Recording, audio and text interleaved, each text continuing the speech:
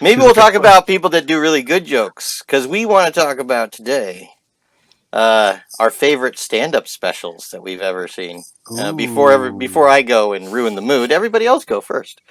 So You want me to go first, or yeah, yeah, okay? go for it. Well, the one I remember my dad taking me to first, I believe, was Eddie Murphy Raw, Hmm. Oh, and that and granted, I was not the proper age to go see that. I'm just gonna say that right now.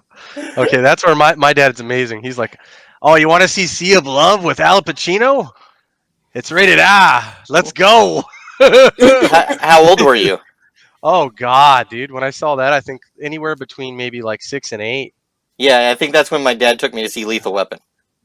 You had a good dad too, then. Yeah, that no, well, that first scene, I was like, "What is she doing with the table? Why is she naked? Oh my God, do people do this?" So yeah, They're communicating. They're just communicating. That's it. With their clothes off. Yes, just leave them alone. No, hey, and back then I thought that putting a gun in his mouth was the craziest thing I'd see Mel Gibson do. It's neat being proven wrong. Oh yes, oh yes. I love his messages. He's so creative. No, but Raw, Eddie Murphy Raw, and then I believe after that was Richard Pryor. What is it on Sunset? I think. I believe Live on the that's the Sunset one. Strip. Hmm. Yeah, that one, and then just different random stuff like what was it? Comedy Relief with Billy Crystal, Whoopi Goldberg, and Robin Williams. I used to watch those all the time when they were on HBO. Who was the other one? George Carlin. I don't remember all the names of the specials, but I pretty much have seen them all. Those are the ones that, at least right now, that come to mind. And then obviously modern wise, what Sticks and Stones, Equilibrium, Chappelle stuff. Mm. Really, anybody else is? I don't want to name like 20 of them. I'm sorry. I got into stand up because, and I was young. I think I was maybe like 9 or 10 because of George Lopez when he came out with Jack in the Box. And mind you, I'm a kid, okay? I didn't respect the greats yet because I didn't know who the greats were yet. But it was insane. Like George Lopez had created such an impact that you had all these 10-year-olds playing on their iPod shuffles, Jack in the Box and Disneyland and all, his infamous jokes. And I didn't really understand stand up. To me, it was you hear a joke and next time you see a stand-up comedian perform, you think you're going to hear a brand new joke.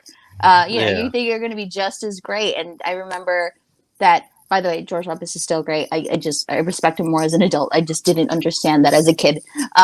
So when I saw his next stand-up special and I reheard those jokes, I was like, oh, what?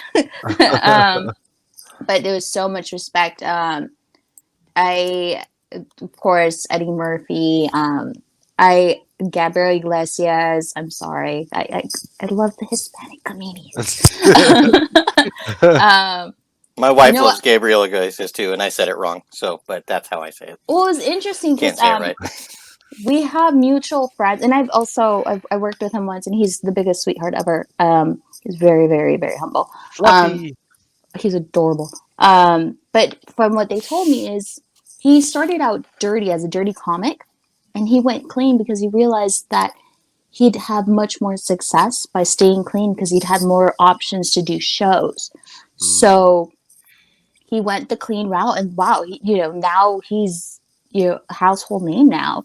So that's usually the common advice.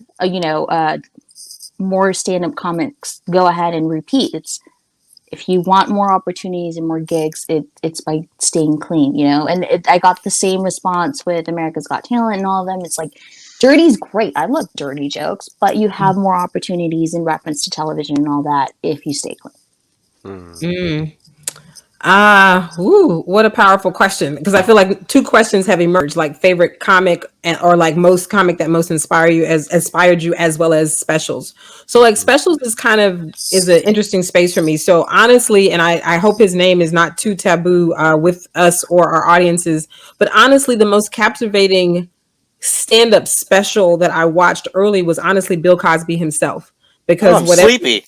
Yeah, what, you so crazy. So whatever you say, about whatever, that was extremely captivating because Yes. it was the first time that I really saw like someone like just sit in a chair and do this storytelling. And I remember when he talked about I don't know if anybody's seen it. There's this piece where he goes on about the dentist and how you have these burning smells and and I just connected with everything he said because those were all experiences I'd had, and they weren't black or white experiences, they were just experiences. So I found that was probably the one that captivated me the most. But I think I'm still a kid, because I was in high school. So for Delirious and Raw, I think by the time Raw came, I may have just gotten into college, but Delirious, I was in high school. So these were seeing Eddie Murphy in this leather was amazing. But just rolling forward, two of my favorite female comedians are definitely Adele Givens in her early, some more, and even Melanie Camacho, because I just recognized that women could tell jokes, even though their subject matter was very adult, and to your point, a lot of it blew at times. It was just these women like doing this thing. My current, and I have to say, I just have a rolling kind of thing. My current favorite stand up special is Ali Sadiq's Comedy Central special from like 2 years ago. Like I know that's a very contemporary cat, but again, when YouTube said, you might like this, I was blown away and absolutely in love with how he told stories, everything he talked about. And so I would just say probably, while Carol Burnett is probably still one of my all-time favorites, period. Like even though she's never done a stand-up special, just like the idea of a woman in comedy and flexibility and what she could do with her sketch show. But as far as just like straight up specials, it would have to be Bill Cosby, with Adele and some more in the middle, and then all the way to Ali Sadiq right now. And Oh I yeah, like, I'm sorry, I like Aida Rodriguez. I like her. Like I yeah. just, as someone that I got to see before she got a huger name, I have followed her career from me finding her, being blessed to find her in the clubs, and then where she is today. So, Oh yeah. I mean, some other people. I didn't just hit me now, which is sad on my part. Joe Rogan, man, I saw him live so many times. I really liked him. I got to meet him actually. Really, very nice and humble. And then Joey Diaz, I really liked him. He's really dirty though. So if you don't like dirty stuff, it's mhm, not for you. He's about all those things on the streets. Oh Something well, mhm. like hey that. man, he had a hard life, and if I'm I not tell you mistaken, what. wasn't he in the mob or something? No, we're No, sort of hanging out. So hanging out with with these people guys. who. They practice lacroix. It's different than these guys doing Santeria. It's not that pussy shit that they do at Santeria. Yeah, that's what he does. He's just, but he is super crude the whole time, and it's just like, Oh oh yeah. geez, and Oh no, yeah, yeah. If yeah, he. Him you and know, Eddie Pepitone. oh yeah. yeah, and Oh I yeah. I have to look some of these people up. You guys, I'm so sorry. I have to pepper in Jamie Foxx because I knew him as a stand-up before everything, and again, somebody I got to see early in his career. In Living And Color. yes, but even before that, seeing Yeah. him do like the Wanda character came from this sketch or bit he had where he would just talk about the ugly girl. She didn't have a name when I saw her on stage. And he had a seminal piece where he would talk about the difference between being at a white wedding and a black wedding, and Nice. how just all these things. And again, just seeing him at the Fox Theater in Atlanta in 1990, 30 years ago, I saw him on stage, and I Wow. thought, and I literally told everybody that I knew, I was like, he's going to blow. Like I didn't know that it would be 2004 Ray, a movie Oscar, but I was like, he's going to blow, you guys. He's going to blow. Chris Rock's too many names. All right, you guys, I'm sorry. Like there's too many names. Chris Rock, Chris Rock, Oh, Chris Rock, bigger, Chris Rock. bigger, blacker, man. Bigger, Right, right. blacker. But Dude, just that thing's amazing. mhm. Oh, And oh. Chris Tucker in the early days, like I haven't seen. I know he's done some stuff more recently with Netflix, but like his first appearance on Def Jam Oh ever yes. was fucking phenomenal. Yeah, I Like love all of the that early Def very Jam is stuff. the very first time we saw Chris Tucker. Like he was a household name for me and my tribe. Like the next day, Yeah. we were like, yeah. Oh yeah. Mhm. I think at least the new special that I saw. I'm not gonna. I, Mhm. it. I watched as much as I could. I haven't. I'm not there yet. So Mhm. congratulations to him on that effort and everything. It just Mhm. wasn't for me. It wasn't for me. He went completely different than what I was used to. So it really threw me off. It was funny, but it wasn't. what I was used to. I'll have to. I I haven't don't know. watched. Like you guys. I mean, he has an amazing family. Son is grown now. Because we Yeah. both. His son is about 3 years older than my son, and we used to actually go to church together. And he really, really, Oh. there's like but I haven't watched anything, so I got to check it Yeah. out. I haven't watched Well, anything. Rush Hour 4, if all goes well, my fingers are crossed. I love the Rush Hour movies. Really, Oh really, yeah. Oh yeah. So I mean, he's in a lot of movies that I love. right, Yeah, and I highly respect him. The other one that was on Def Jam that to this day is just one of my favorites of all time, Martin Lawrence. Lawrence. You took it. Oh, Yes, yes, yes. Too many Ru- names, you guys. That's a yeah, hard question. run till that. Run, tell that. Yes, very good special. It's Yes, yes, awesome. yes.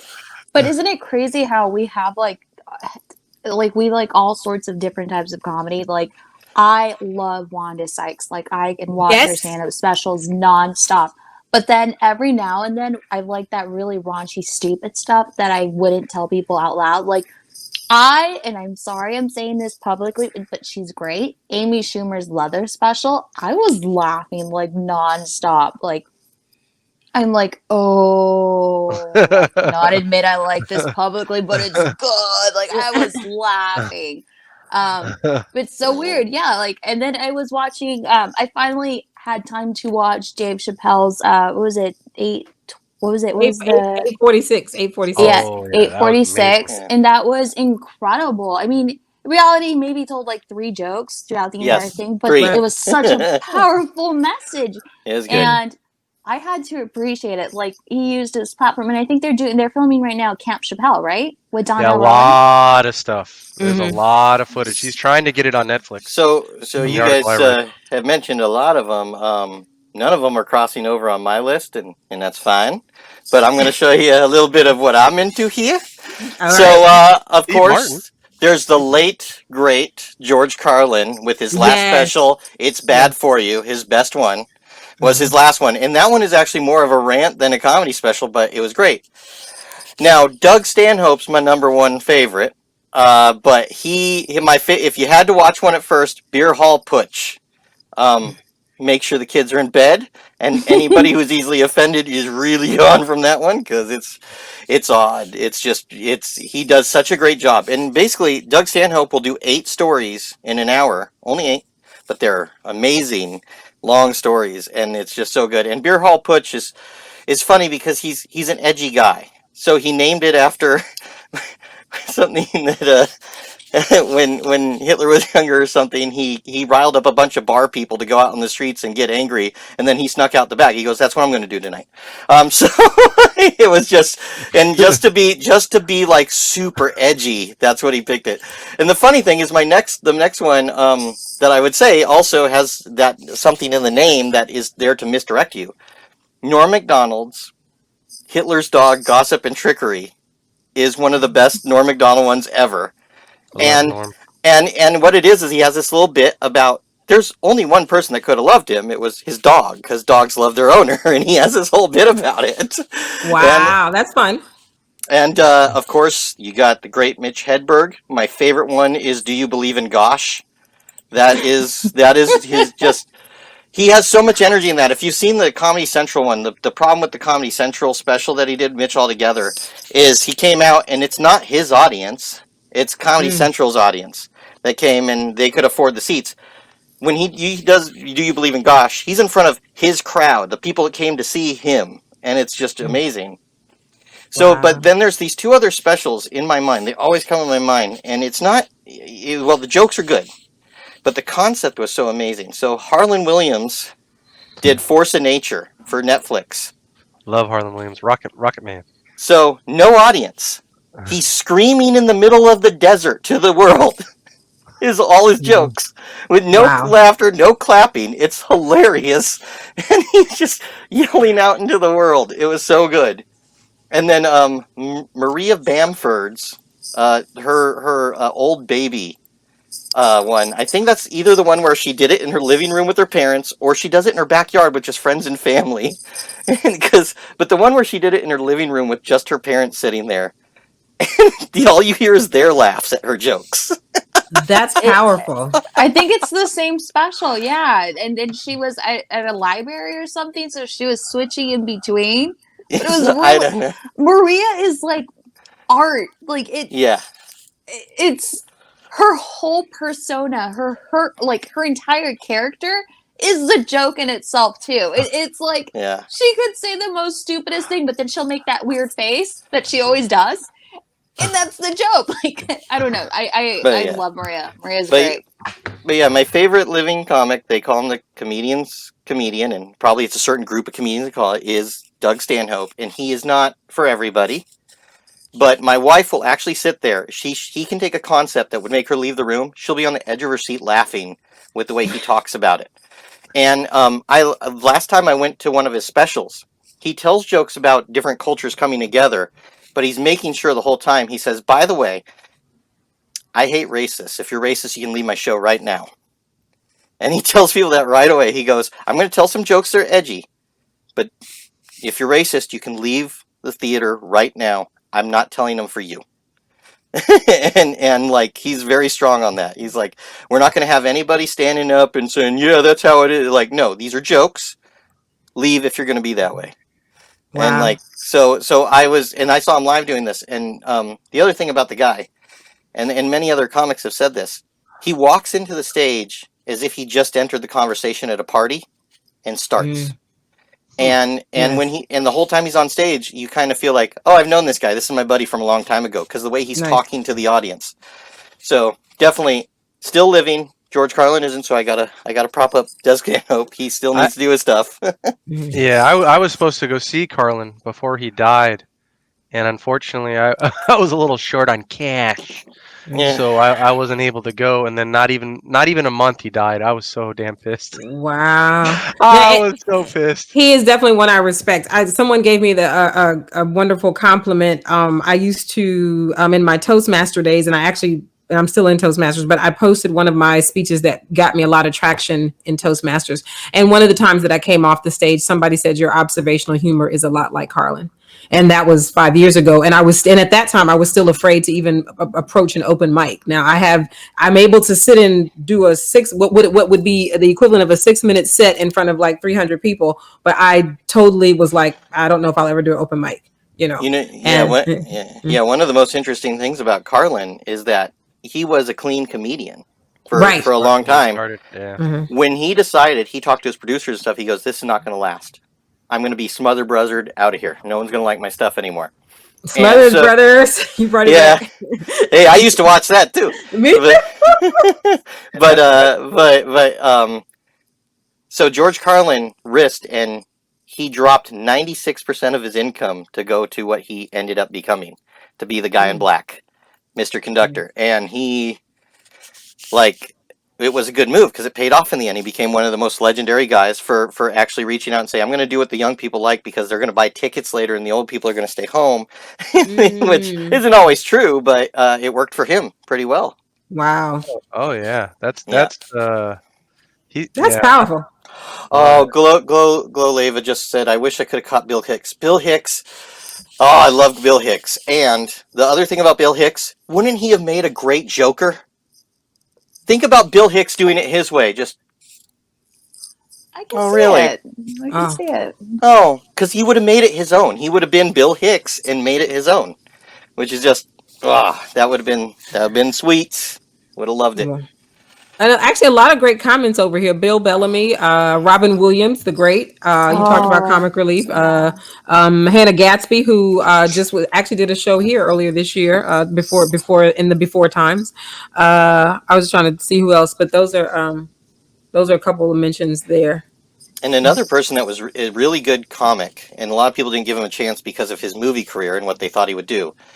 Bobcat Goldthwait. If you get to watch "You Don't Look the Same Either" on Netflix, he is amazing. He's just so good. He What was is it? very funny. He's Yeah. very funny, but I Academy. will watch the special. I will watch the special because he was somebody else that I grew up admiring and seeing when I was young. But again, I hadn't connected this idea that I would do that thing. Yeah, well, he even talks about it. People go, "Oh, do the street." He goes, "That's what I used to do, and it didn't work out well for too long. I'm going to stop doing that." And he even mentioned one of my favorite. It's not even on that special. There's another special where he talks about when he lit the chair on fire and why he did it. And it goes back to the fact that before that he was on the one of the last episodes of Arsenio Hall. Now Arsenio Hall told him, do something crazy because they're canceling me.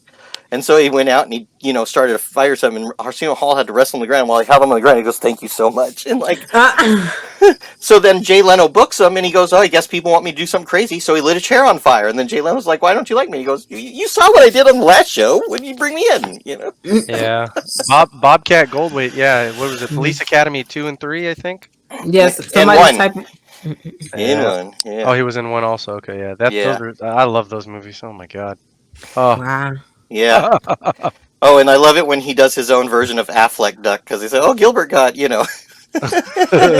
What's funny is at a special, someone yells out "Affleck sucks" before he even talks about it. He goes, "You think I'm Gilbert Godfrey?" And then just on the spot, he goes, "But you know what? I could do the duck. I'll make it mine." Ah.